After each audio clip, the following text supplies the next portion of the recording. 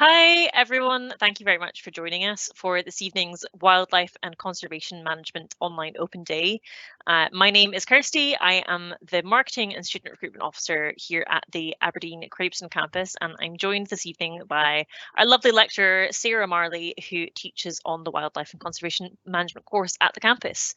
So this evening's event is going to be a bit of a presentation and overview of the course from Sarah to give you a flavour of what it's like to study the course up at Aberdeen. And then we will have a short question and answer session at the end. There should be a Q&A bit visible on your screen somewhere. I think it depends on whether you're on mobile or desktop where that is.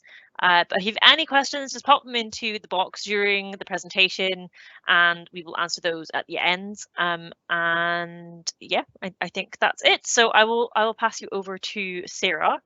There is sometimes a little bit of a 1 or 2 second delay, so I will give you wording before we close the Q&A box. But I hope you find tonight's session enjoyable and informative.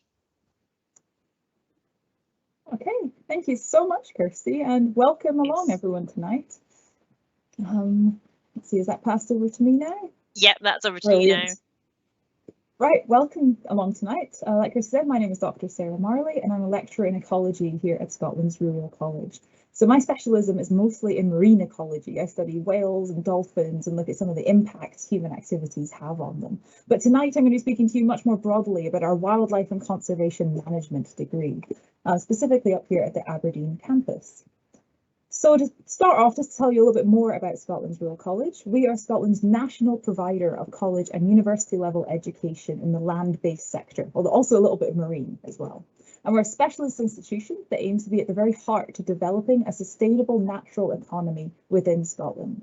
We want to tackle issues like environmental impact and sustainability because they have an issue in all of our day-to-day lives. And so our courses integrate innovative science as well as real-life expertise to tackle these environmental challenges, both locally, nationally, and even globally. And I think SRUC is actually quite a special place because rather than just being on one single site, we're actually a mix of different areas scattered all across Scotland. We have 6 main campuses that you can see on the map here. We also have a number of farms, consulting offices, veterinary practices and research centres across the country. And we're quite unique in that regard because we combine education with research and consultancy.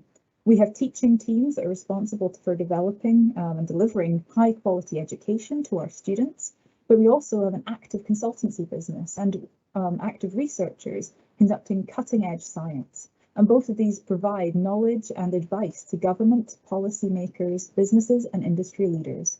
And what does this mean for you? Well, it means that as a student at SRUC, you get to be taught by a team incorporating all these different specialisms. You'll be taught by lecturers, instructors, researchers and consultants, as well as guest speakers from industry. Knowledge exchange is at the heart of what we do. We want to pass on subject-specific expertise and ensure that you have the practical application of theory as part of your learning experience. And so our Aberdeen campus is located in the Crabeston estate, about 5 miles out from the city centre of Aberdeen. And some of the pictures here show you the Ferguson building. We have a mix of teaching rooms, we have a library and a canteen. In this building is also all of our staff offices and student support facilities. So it means you've always got help on hand. The campus also has its own garden and arboretum, which is a collection of different tree species, its own little forest. So this is perfect for grabbing some green time between classes. In terms of the different facilities that we have on campus, we have got student facilities in terms of different teaching rooms, lecture rooms, computer labs. Like I mentioned, we've got the library and the arboretum. But we also have a range of different student support options online on campus as well. Each cohort has its own year tutor who is your go-to person throughout the year. So I'm currently the year tutor for our first years in the Wildlife and Conservation Management course. And this means it's my job to hold regular group tutorials with the whole year group, as well as one-to-one meetings with individuals each term to try and provide some professional and personal support. We're the ones that you come to if there's any issues that you have in your day-to-day experience at SRUC. If there is any instances where you might need more specialised student support, each campus also has a team of education officers and pastoral staff who can provide help with things like study skills, managing your finances, balancing time commitments, and also your mental health and well-being. Each campus also runs a range of different student events, clubs, and societies. I'll speak a little bit more about some of these later, but basically these are run for students by students. And the Aberdeen campus is particularly fortunate to be well placed near various forests and mountain bike trails and sports facilities.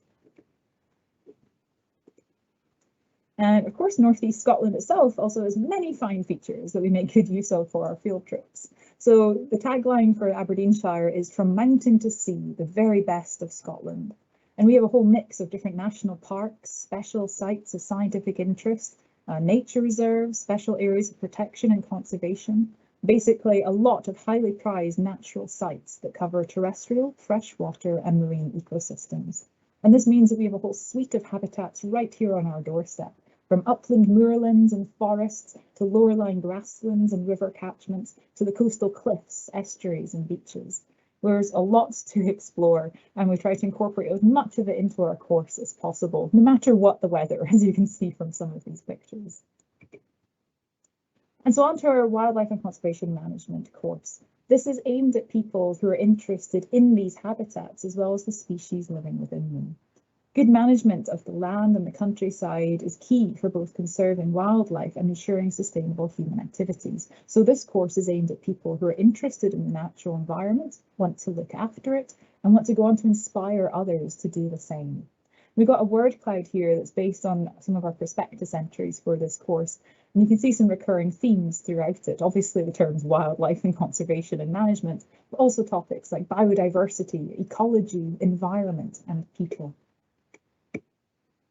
So all of these topics are really strongly integrated throughout the course, no matter what level you choose to study.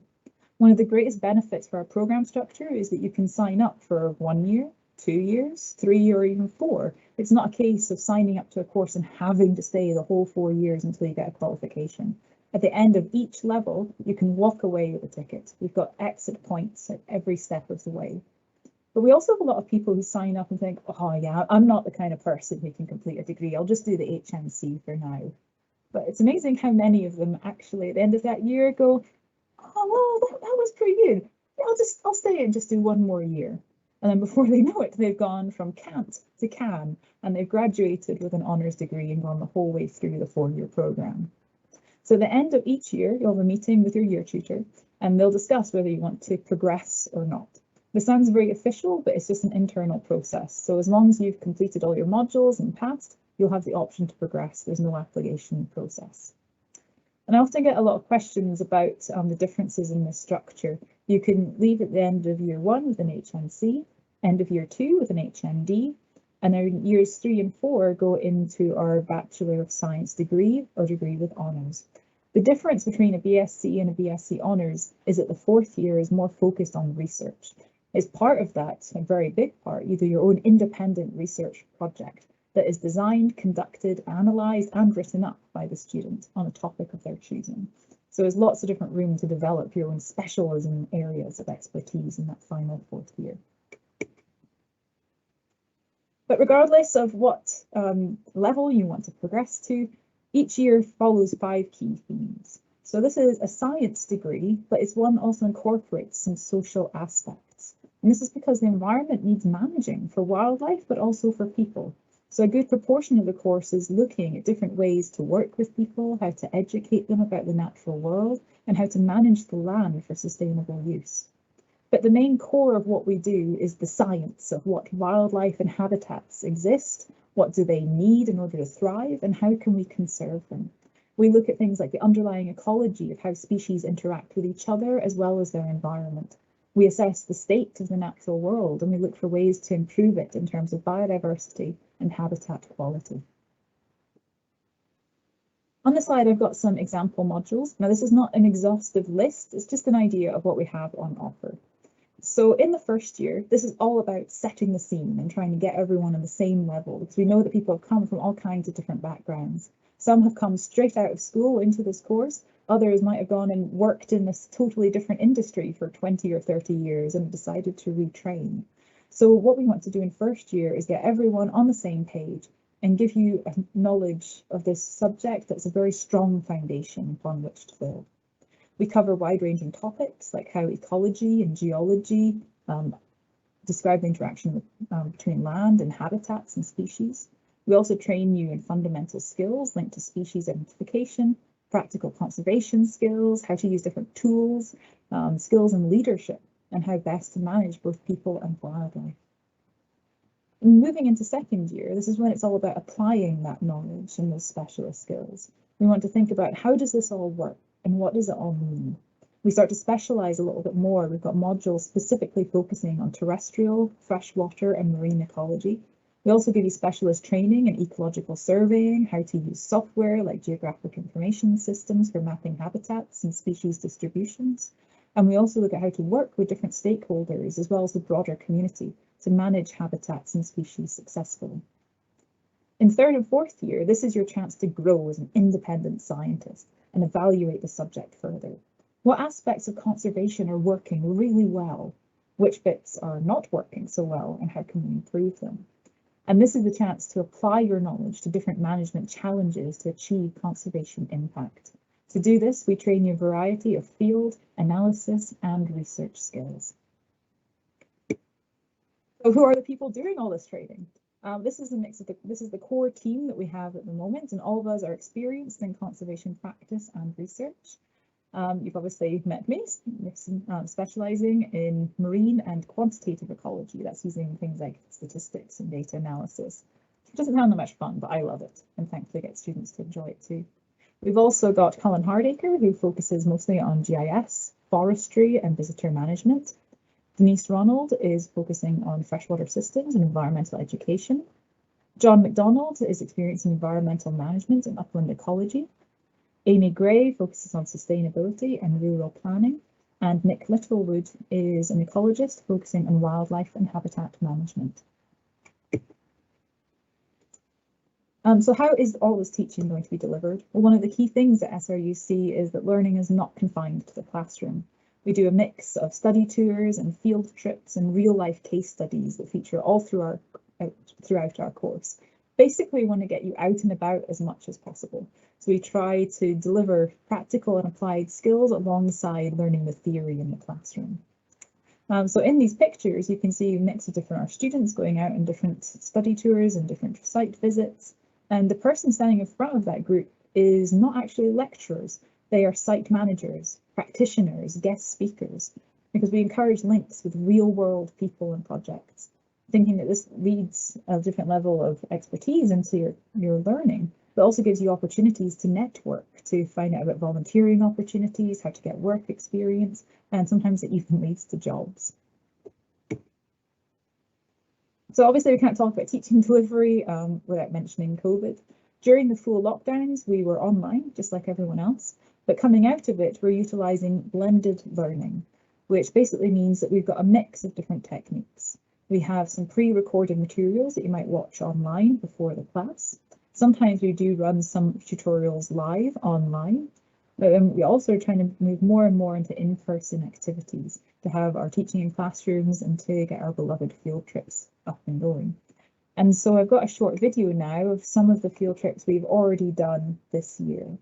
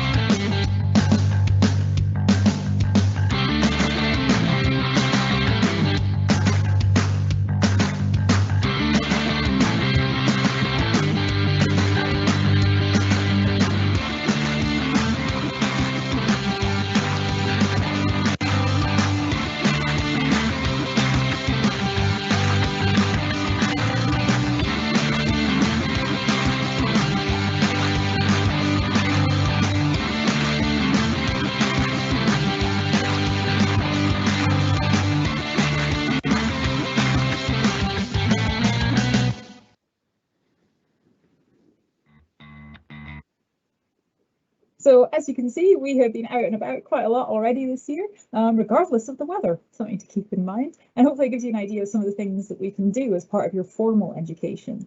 However, there's also other additional informal opportunities. For example, getting involved with student societies. Two of the main ones are the Rural Skills Club, where students are going out and putting some of their practical skills to good use. For example, sowing wildflower meadows that we can see in the top images, helping erect different fencing to protect special conservation sites. And we've also got the Wild Times Society, where they're going out and doing wild swimming and camping in different areas and all kinds of different adventures. As well as the student societies, there's also different volunteering opportunities. Because we are active in our field, we can recommend opportunities for you and help to facilitate meeting other professionals too. So all of our degrees are currently underwritten by the University of Glasgow, although we are right now being assessed for the provision of degree awarding powers, so stay tuned. But regardless, at the end of your time with us, whether it's an HNC or a full-blown honours degree, you have the opportunity to attend graduation ceremony and celebrate your achievements. And after that, it's out into the real world. So we have an excellent graduate employment rate, with our graduates finding roles at a wide range of different research institutions, NGOs, charities, government departments and industry bodies. This can be things like becoming a ranger or a site manager. You might be doing environmental surveying or working as an environmental consultant. You could be helping to spread the word of all of this amazing natural phenomena with the wider community, doing education and outreach activities, or you could be studying it intensively as a dedicated researcher. So to summarise, why choose us? Well, hopefully you've got a sense of just how passionate we are about providing you with real life opportunities to learn, apply your knowledge and realise your potential. We do this by getting you out and about as much as possible, delivering practical skills alongside the theory and introducing you to our wide professional networks. And one thing I will say is that I've worked at several universities across the world, and SRUC is by far the highest level of student support I've ever seen. Staff know their students, and we genuinely want them to succeed. And of course, this topic in particular is important because we need to protect and care for our natural resources. Human activities are expanding across the world at unprecedented rates. This is changing the environment and threatening species. And so people everywhere are recognising this, and the United Nations recently launched decades of ecosystem restoration, ocean sustainability to focus attention on these key issues. But it's not just these more generic issues, but also local ones. You can see in some of the photos here, we've got issues with disturbing capercaillie, introducing fish farms, disturbing seal populations, people going out and doing their day-to-day activities, the impacts this might have on our local environment. So there's local examples of conservation needs and concerns. And what we want to do is train the next generation of scientists to help solve these wicked problems and continue vital conservation work, not just in Aberdeen, not just in Scotland, but around the whole world. So if you want to be part of this work, then please walk this way. And with that, I'm happy to take any questions. Thank you. That was lovely. Thank you so much, Sarah. We've had a couple of questions just come in just now. Just get back to that. Okay, so the first question is about the structure of the course, and we're being asked how many hours per week is the HNC? I just realised I'd muted myself there. How many hours a week? I probably would say we typically have people on campus about 3 days a week, but it's important to remember that, you know, we can't just deliver everything to you in a lecture. You also have to consider the independent learning aspects of this. So we will give you assignments, we'll give you some coursework, but we'd also recommend some additional reading and learning around these different topics as well. It is supposed to be a full-time course, but then we do recognise that students need to work alongside these and they have other life commitments as well. So we try to balance things out as best as we can. I think it's also useful to mention, just because this came up in our Agriculture Open Day as well, although it's like however many days a week, it's not always like Monday, Tuesday, Wednesday. Often that can be like split across the week. Obviously, we know that like students need to work and things as well, but yeah, unfortunately, we can't give you a timetable right now. We can't tell you exactly, like if you joined us in September, what days a week you'd be working. I know that we're definitely trying this year to get timetables out as quickly as possible so that people can make arrangements. But although, of course, might say that it's 3 days a week, you could actually be in 4 or 5 days a week, but over a few different hours. Just worth bearing in mind for anyone that's thinking about that. Our next question is about careers, and this is interesting. Do jobs depend on what qualification you've done? I guess I mean in terms of levels. Yes, I think if it is meaning about, you know, HNC versus HND versus bachelor degrees, there's different skill levels associated with each of those things. Like I said, when we're going through all the different modules associated with them, when you're coming out with your HNC, you're going to have a very dedicated knowledge about this topic. At the end of the HND in second year, you're going to have had the chance to apply that knowledge a lot more and broaden your skill set to go alongside with it. Whereas completing, say, the bachelor degree or bachelor degree with honours, you're going to be much more independent as a research scientist. So it depends what kind of career you want to go into with it. And some people want to do the HNC and then go into one particular career direction, whereas others want to go in something slightly different and more specialised. So there are going to be different requirements for different jobs, but it depends what job you want is how I can best answer that question. Yeah, that makes complete sense, I think. Yeah. I guess this is a good opportunity to point out as well that you know, as Sarah's already mentioned, actually, you can start off with one qualification and move on to the next. So that also means that if you are not really sure if this is what you want to do, or you're not sure about the academic level, and you start with one and then you leave and then you decide that actually you want to go back and like further specialize, then you're more than welcome to like come back and do the HND later or move on to a degree later. So just worth bearing in mind as well that careers wise, you can always go and dip your toe in the water of working life with your qualification and then decide, oh, actually I want to do this and come back later. Next question, where did we get to? Is the course content at Aberdeen the same as other campuses? So there are some slight differences between campuses, basically because there's going to be, you know, some differences in staffing and differences in the habitats that you can access from different campuses and aspects like that. But generally, we are following the same structure. In third and fourth year in particular, there are different optional modules that you can choose to take, and so that is going to have some slight differences depending on what students decide they want to do as well between the campuses.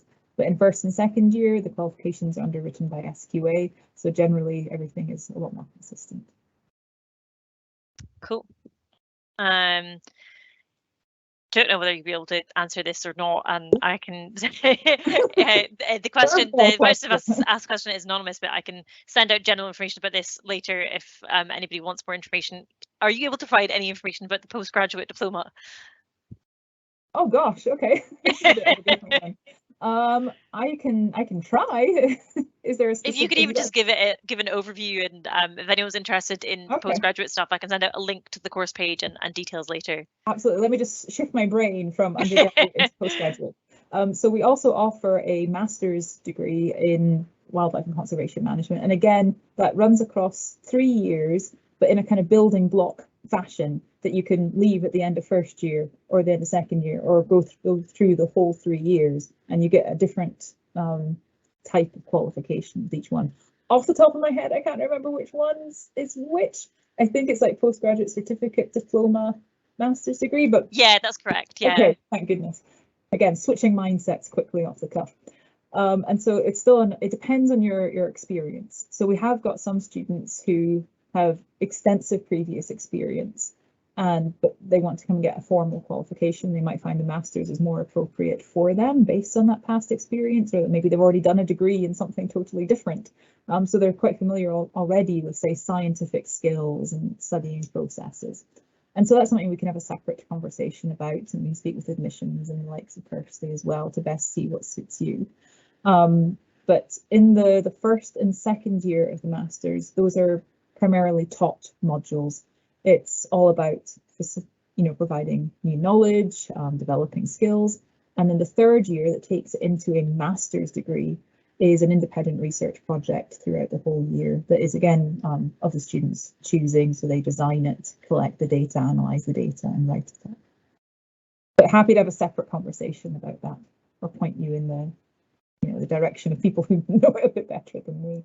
Yeah, totally. If anybody else has any questions like that, yeah, we can try our best, but we have lots of people who we can also ask. So if the person who asked that, if you want to drop me an email, I'll put both my email and Sarah's email in the Q&A section if anybody wants to get in touch with us if you've got questions at a later date. And if we can't answer that, we can certainly pass you on to people who can answer that.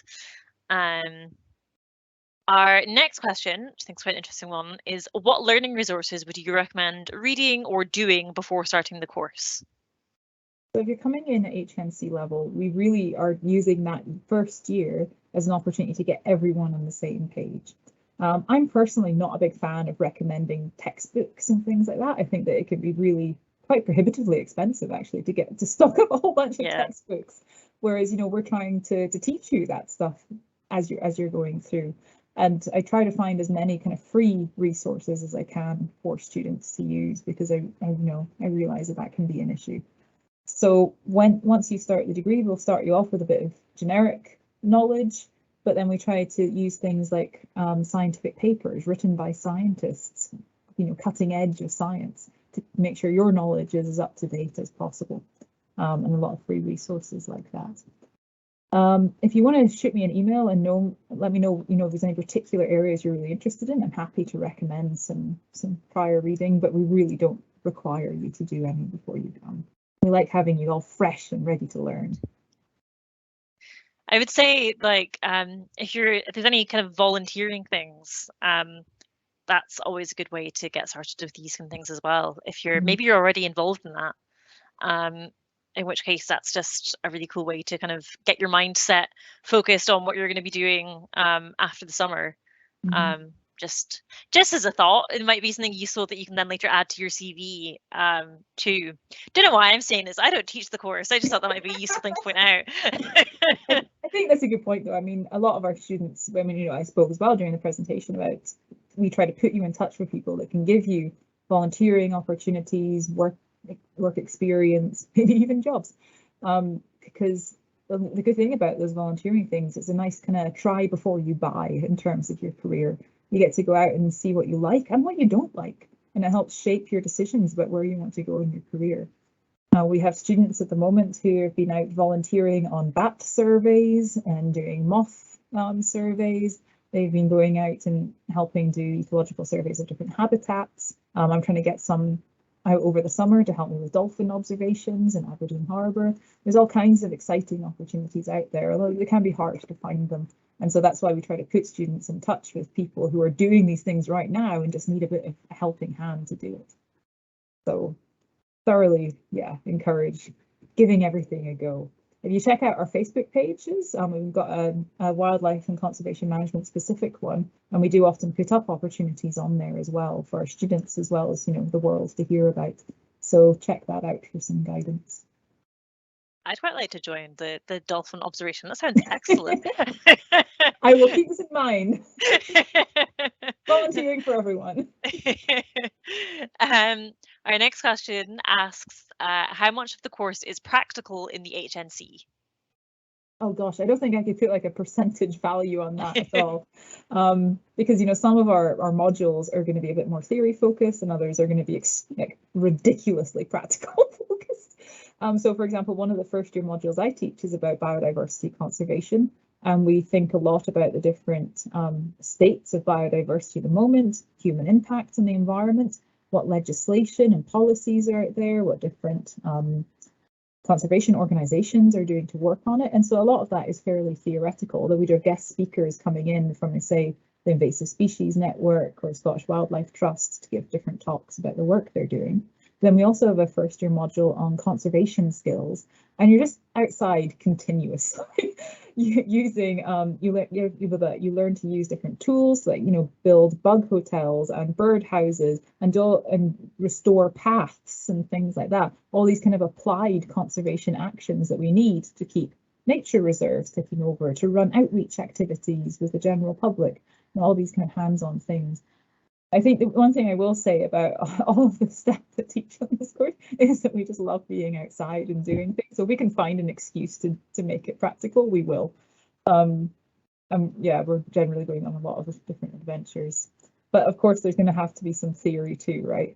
So we do try to balance it all out, particularly in the colder months. Yes, that's true. You bear in mind you are coming to Aberdeen, and in the winter it gets quite cold. Suddenly everyone's thankful for theory. Yeah. I was just going to touch on this is a more general question, which I realised I didn't address at the beginning. Is the presentation available to rewatch later? Yes, this session is recorded, and if you booked beforehand, I will have your email address and I will send it to you, but it will be put out more generally. So if you want to rewatch things at a later date, you absolutely can, and you'll have access to that as soon as it's available. Our next question asks, I already have an unrelated degree. What course would be more recommended, starting with the HNC or the Masters? I just need a little bit more information, I think, than that, because we could be, talking like completely unrelated, like you've got a degree in poetry, or it could be something somewhat related. And then it depends, is it totally unrelated? You're a poet, but you've been out volunteering on different conservation projects, and it just depends. We need a bit more information. I'm happy to take that discussion offline if you want to shoot us a wee email, and we can give you some guidance from there and tell you a bit more about the course structure for both. Fab. Ooh, an interesting one, which maybe between us will be able to kind of give the right answer to this. Does SRUC provide any extracurricular courses? See, I've misread this. I was thinking you're talking about extracurricular, like clubs and societies, which like, yes, we do have. But extracurricular courses, I wonder if this is like any kind of extra certificates and things that you can do. I'm not sure. If you're able to reply to that and give us a little bit more context about exactly what you're after. But otherwise, I mean, it depends what you're interested in. There are, for example, I guess if you wanted to kind of think more about agricultural conservation, you could do, agriculture has lots of, extra little bits and pieces of training, driving certificates and things like that. But I don't know, Sarah, is there anything else that like you guys do, even if it's like first aid or anything? So I believe that we did used to, and then COVID kind of just interrupted everything a little bit. But I know that the current student societies, the Rural Skills Club and Wild Times, are both talking about, they're basically like surveying students to see how much interest there would be in getting some of these extra things, like for example, a chainsaw license, or a boat driving license, or a first aid certification, things like this. So in the works, and if there's particular interests, tell us and we'll try our best to make it happen. So don't provide any at the moment, but open to suggestions, I think, is the summary of that. It's worth mentioning as well, SRUC in general offer training courses in a huge variety of things.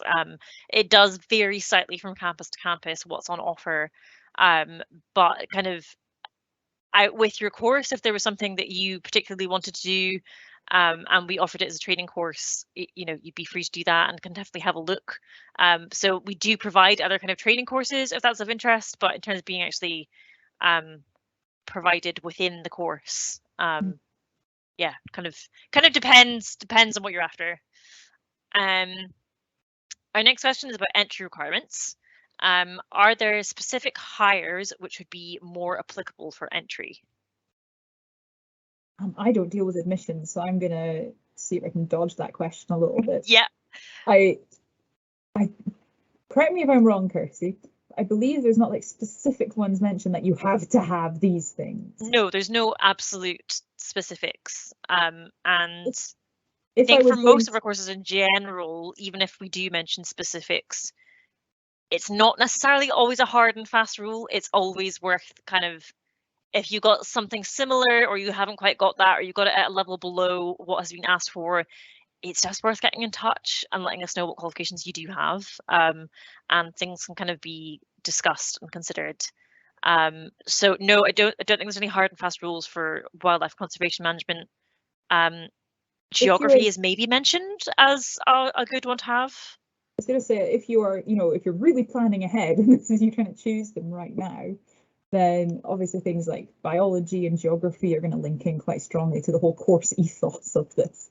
But in other terms, things that are a bit on the side but still really relevant is English for writing all these environmental reports and essays and things like that to help with your coursework. Maths is also useful. Business management can be really useful as well. I think it's important not to get too hung up on the specific topics, but more about the transferable skills that you can bring from them.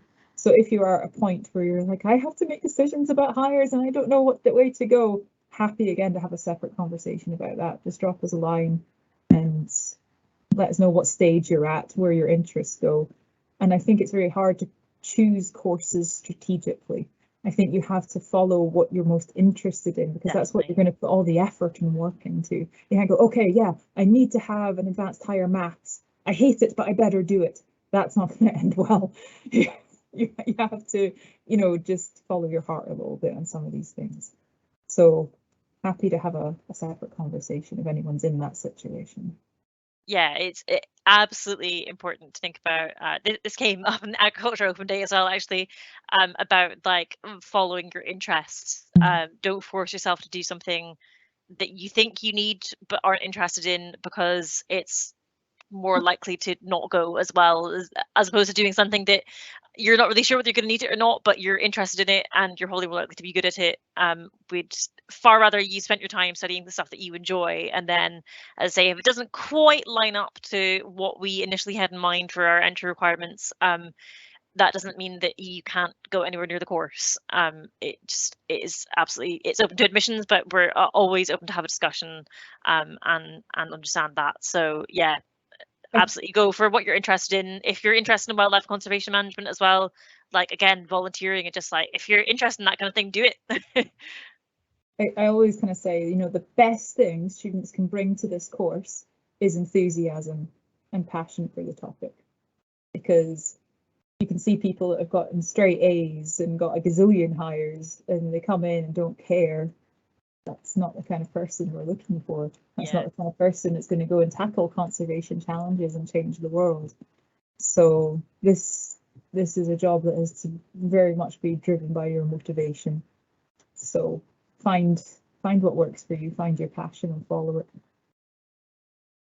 And our last question for now, I'm going to close the Q&A shortly.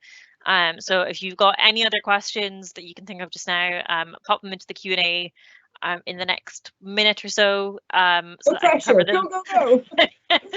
Gotta do it now. No, take your time. But in the next couple of minutes, I'm going to close the Q&A. So any last questions, start getting them in now. But doesn't mean you can never ask any more questions again. If you're watching this back, or you joined us late, or something like that, don't worry if we don't get to your question, or you think of a question later on. As I say, I am going to pop our details into the Q&A bit so that you can get in touch with us later, and feel free to ask us any more questions, and between us we will do our best to help, even if it means telling you to contact a third person. But the last question for now is, does the course cover rewilding? Yes, it does. It's one of the people teaching it, so I can definitely say that it does. And rewilding, like every other kind of current topic in biodiversity and conservation, can be contentious. There are many sides to each individual issue. We can look at rewilding from the perspective of a conservationist, We can look at it from the perspective of a land manager, from the general public. And so those are all the perspectives we try to cover throughout this course. We're not going into it saying any solution is this is the way forward. We are scientists. That means that we rationally evaluate every possible outcome. And interestingly, the more that you move towards fourth year, we've had students do their honours projects on rewilding, where they have looked at the ecological consequences of reintroducing species, or they have surveyed the general public to see what concerns or thoughts or perceptions they might have about rewilding. They've met with stakeholders and examined their thoughts and opinions as well. We've looked at the economic impacts of rewilding too. And there's all these different facets to it.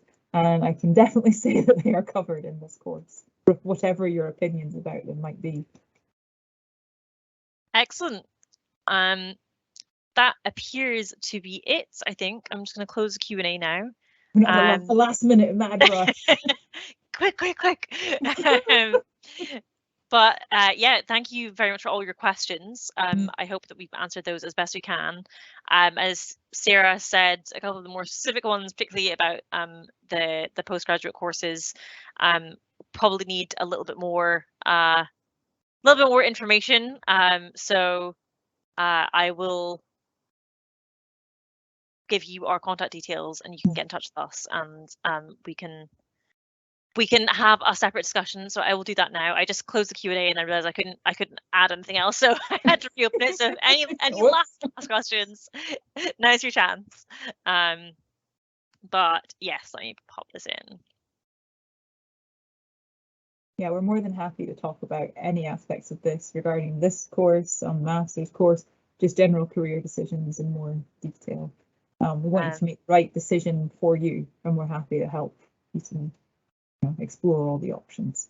So just get in touch, happy to have a chat. And if you've got any kind of general questions about like studying at SRUC in general, accommodation, funding, stuff like that, you can pop them to me, and I can help.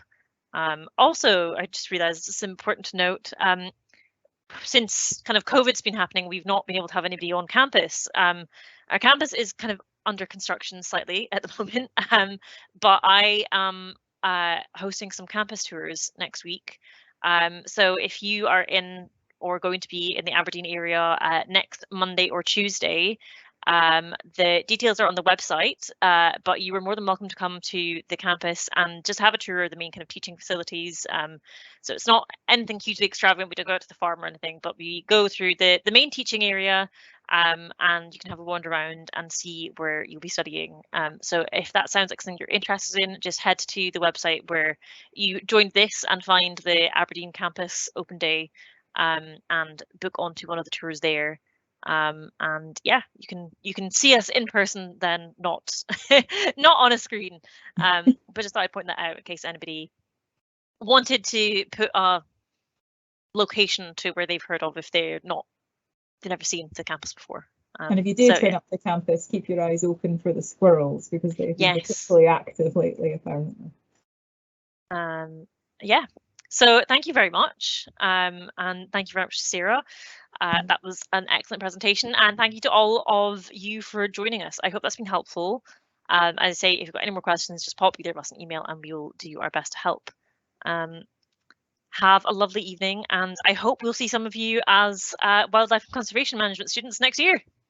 Brilliant. Thanks, everyone. Have a good evening. Bye. Bye.